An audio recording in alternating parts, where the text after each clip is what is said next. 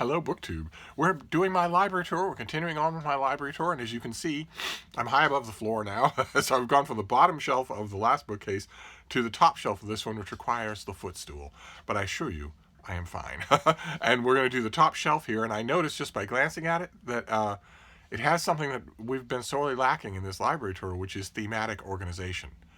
And the thematic organization for this shelf, with no exceptions, is the literature of ancient Greece and Rome. So if you're not interested in that, you have my papal blessing to move on to the day's 4 other videos, because there's not going to be anything that will interest you here. So the first one we have is the Bibliophile Society, Boston's Bibliophile Society. This is Professor Clement Smith, his essays and translations on the Odes and Epodes of Horace.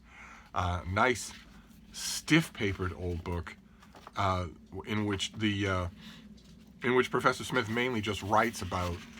That is what it. There you go. Writes about his favorite poet, and does it in such a non-stiff and interesting way that I kept the book. I've had God only knows how many books about Horace, and I haven't kept most of them. Most of them are gone. Oh, okay. All right. This is Professor Solar. This is also 100 years old, and this is also about Horace. This is. Do we have a date for this thing? Yes, no, I can't. I don't navigate my way around these these very old books with the skill that Jason Harrigan does, but I do. I make do. This is looks like 1922, something like that. This is the there's our professor. He doesn't look happy. Probably bad teeth. And here is the Roman poets of the Augustan age, and this volume he did a couple on the Roman poets of the Augustan age, and this book is on Horace and his compatriots, and as you can tell by the shape of it, I have read this many times. Cellar is really good. He's really good on writing and thinking about Horace. So I've read his bits on the other poets too. I like, but mainly Horace. Oh, okay, all right. This next one is a very nice, nicely preserved hardcover of an author we've seen before in this library tour, Gil Hyatt, who, let's see, he was born in Glasgow in 1906, and he wrote a big, fat book that I do not own called The Classical Tradition. But he was a jack of all trades when it came to hacking his way through the freelance literary world, and loved the classics. And this is, I think, his best book. This is Poets in a Landscape. And you can see there you have Catullus, Virgil, Propertius, Horace, Tibullus, Ovid, Juvenal, all the greatest poets of ancient Rome. And what Hyatt does, is follow them all through the locations that they mention in their poems. So if Juvenal mentions a valley, or Horace mentions his famous farm, he goes there. And so this particular edition of the book has these beautiful archival black and white photos of the places. And look at that. That is lovely. Can't really make it out at this supervillain angle. The conceit here is that Hyatt is saying that looking, experiencing, examining the physical locations of these poems, in many cases of which haven't changed in 2,000 years, you get a better understanding of the poems themselves. I don't know that I've ever bought that.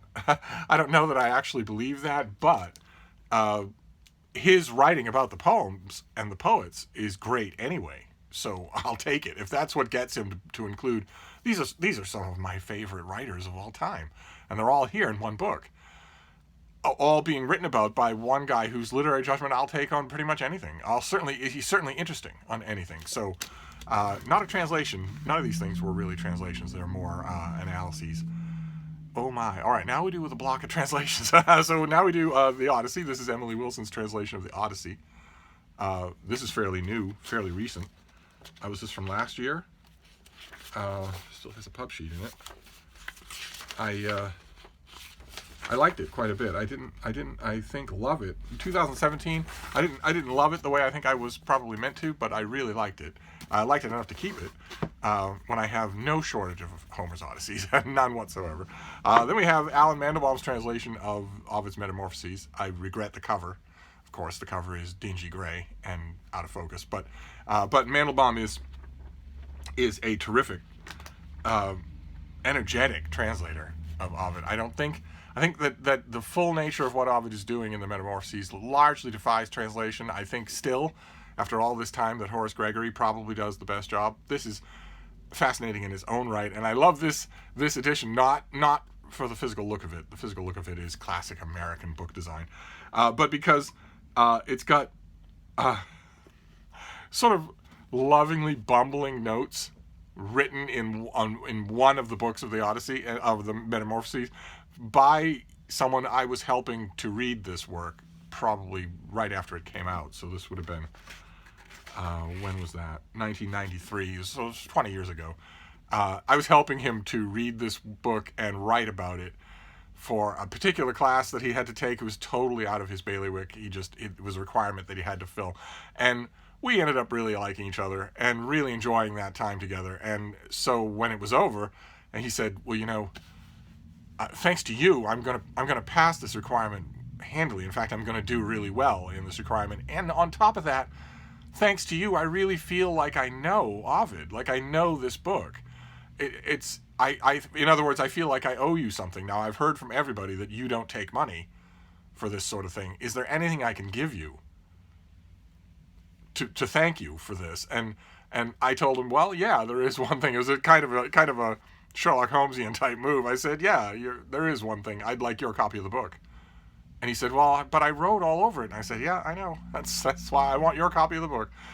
Your encounter with Ovid. And he gave it to me. So even if I were to find an edition that looked better, I wouldn't take it because I have the edition I want.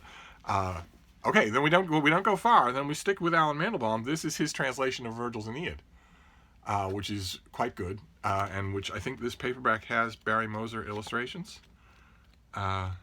Yes, it does. I just flew past one. Let me get you another one. Yeah, look at that. Very unusual.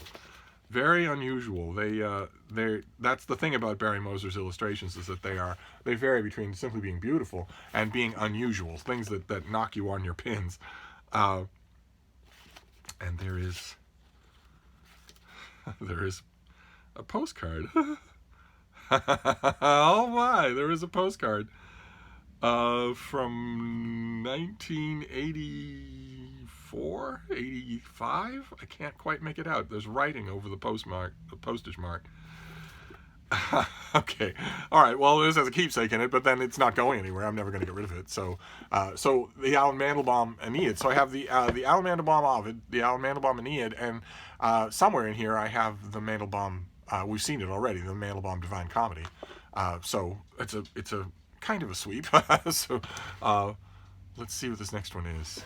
Paperback. Oh, okay. All right. This is the Arthur Golding translation of Ovid's Metamorphoses from the Elizabethan era. This is a very, very different reading experience. Who did this? Paul Dry Books decided to put this out, and to put out, it's a nice annotated edition of the Golding Ovid, which is a classic in its own right. It's a classic translation of Ovid, and sometimes it's just what the doctor ordered. I've been very, very vocal on this channel about my sort of disenchantment with translations of ancient Greece and Roman classics, is that as the years go by, they tend to please me less and less every time I encounter a new one.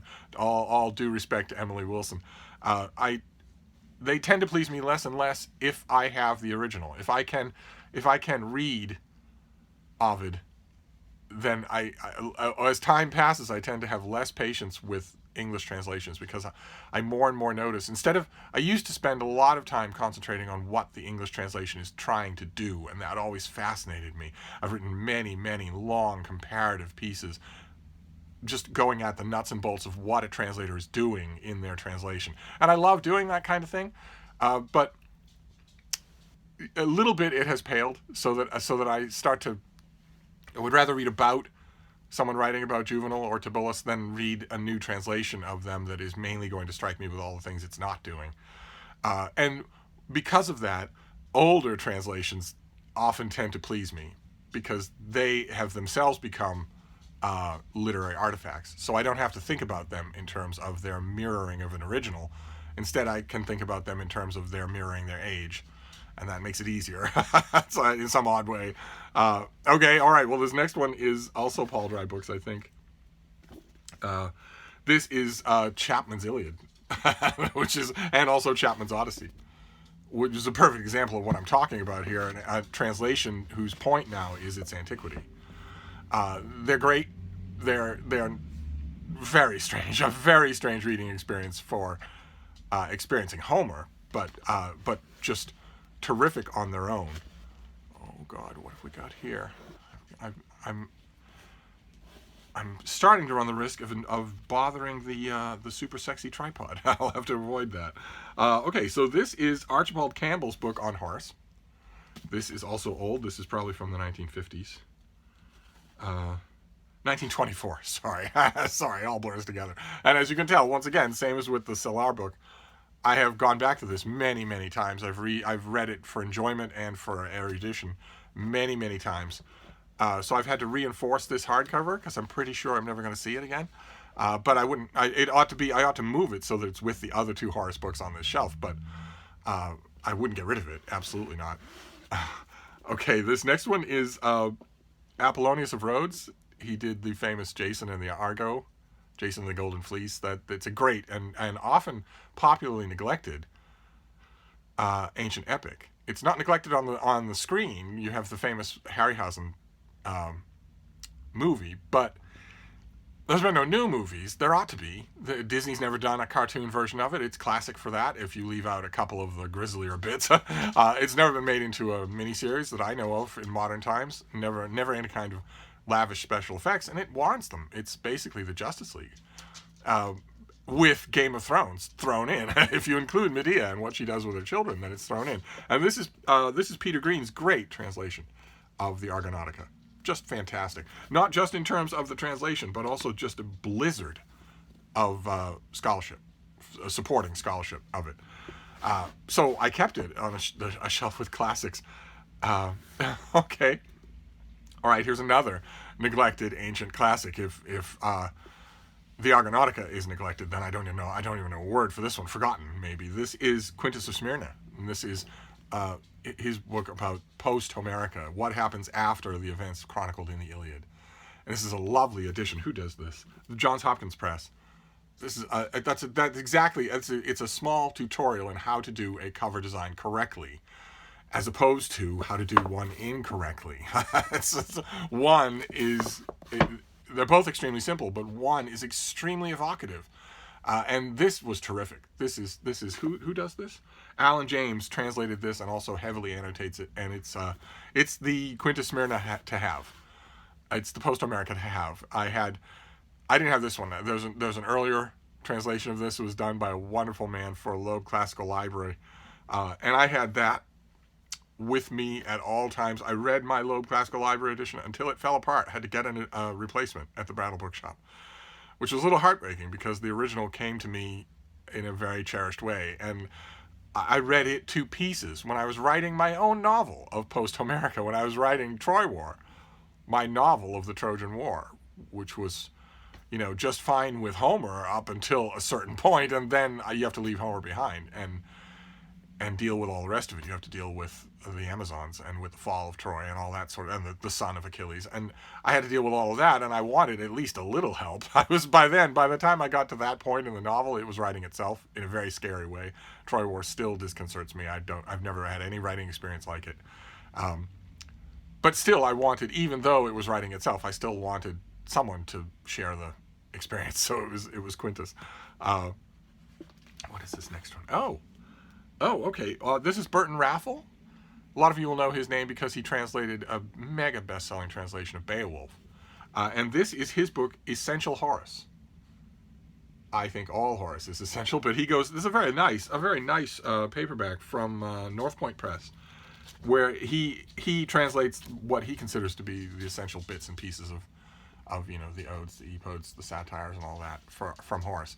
And it's a weak spot. I admit it's a little vulnerable, as you could tell even from this library tour. I don't particularly fancy single translator works like this if I can avoid them. I mean, I'll do some, but I don't consider Burton Raffel to be a particularly skilled translator from Old English or Latin or anything else. Your skill as a translator, I think, is mostly dependent on your knowledge of your own language, not your target language. So I'm not 100% sure why I would keep a volume like that, but here it is. And then what do we have here? Oh my goodness. Okay, this is the George Rawlinson translation of Herodotus. Wow. Oh my. This is an elaborate old thing. I've got a ton of stuff tipped in here. The Rawlinson translation is... When was this? It doesn't say here. But it was in the 1850s. The Rawlinson translation was a long time ago. I think I wrote about this. I will once again sacrifice a large chunk of my afternoon to annotate this video and all other library videos with anything that I've written about these things or adjacent to them, in case you're in a reading mood as well as watching my sexy face. I don't know how well that's going over. I don't know if any of you are actually, you know, enjoying that or getting any use out of it, but I'm getting some use out of it because all of this stuff needs to be updated and cleaned and streamlined anyway. So I'm just doing that as I go along, although it's a drop in the bucket. Oh my, a drop in the bucket. We ported over all of the writing from Open Letters Monthly to Open Letters Review and to my own website, st.donoghue.com. And it came over raw, in a raw portage from one site to the other. So all of the formatting, all the links, all the inserts were all broken. All of those, the text is all there, thank God. It's all saved. But every single individual review and piece needs to be fixed. And it's only when you encounter something like that that I realize how incredibly prolific I have been. There's thousands of pieces. It'd take the rest of my life to do. It's like I mentioned, it's the sort of thing that an actual journal, like I don't even know, the TLS or London Review would have interns to do this work, and I don't have any interns, so I have to do it myself. So I'm avoiding the huge task because it's a gigantic task. What I really ought to do, like for instance in 2020, what I really ought to do is just say, okay, well, you have to make this a regular thing. So do 5 pieces a day. In addition to the ones you do for any kind of library tour, find and fix 5 pieces a day. And just keep doing that. If I did that, probably in the course of a year, I would have most of them done. I need to do that because the way I'm doing it now is a drop in the bucket. I think I've written about the Rawlinson Herodotus, maybe in conjunction with other translations of Herodotus, because I like to do those. I like to do those kinds of comparative essays, longer essays, where I compare different translations and point out some of the things they do well and do poorly. So I will hunt for that and find it if I did. Then we have Robert Fitzgerald's Homer, which we're very familiar with. We've done Homer read-alongs on this channel. They are go-tos of mine. In terms of English language translations, I really, really, really like them. So I tend to go to them. I read Homer every summer. And sometimes when I'm just not in the mood to be adventurous or there's no new translation, then I will go to them and just read them and just ponder on them. Fitzgerald cuts corners and takes liberties, as all translators do. I know his cut corners and his liberties like the back of my hand. I've read those translations so many times. I've taught from them. But some of my reservations, a lot of my reservations are still true. I read passages and I think, okay, well, that's austere and flinty, very lovely English poetry. But there's a lot that's going on in Homer in that exact passage that you're not even trying to hint at. I guess maybe that's inevitable. Then this next one is... Oh, okay. This next one is the Aeneid. This is a fairly new translation of the Aeneid by David Ferry. When was this? Does this have a pub sheet in it? Yes, it does. Oh, no, it has a lot of... this is September of 2017, so I would probably have written of this somewhere. If I did, I will hunt it down and find it for you. And then the last book for this library tour, this one went fairly fast, considering how much I have to say about these authors. This went fairly fast. Maybe it's because there's no stacking, there's no double stacking. This is just an ordinary shelf of books, and there's only so much room, so maybe that's it. But this last one is, we go back to Peter Green. The great classicist Peter Green did a translation of the Iliad and the Odyssey. This is his Odyssey. I don't think I have his Iliad, and what I would really like is a box set of both, either in hardcover or in trade paperback. Sooner or later, I'm sure that that's what I will have. I have his Odyssey. I'm not sure why I don't have his Iliad, but I found them strange, very strange. I think I wrote about them. There's an odd kind of dialogue going on in them that at first didn't make any sense to me, and of course put me off. But the more I think back on it, and the more I sometimes revisit a passage here and there, the more I tend to like it. So now I'm kind of wishing that I had his Iliad. I'll have to look and see. Maybe I still do. But if I don't, the obvious way to do it is a box set of some kind or other. I'll look around for that. But that wraps things up. Wow, this wasn't 35 minutes. That wraps things up. That is this first shelf. And thanks to the miracle of the sexy tripod, I think this is the only time I'll need to be up on a footstool. Because I was going to try it. I tried a couple of arrangements this time. I'm not still a pro at manipulating this thing. But I think next time I will be able to be just feet planted on the ground. So we shall see. But I'll wrap this up. I'll be back. We have plenty more to talk about. So I'll see you soon. Thank you, BookTube.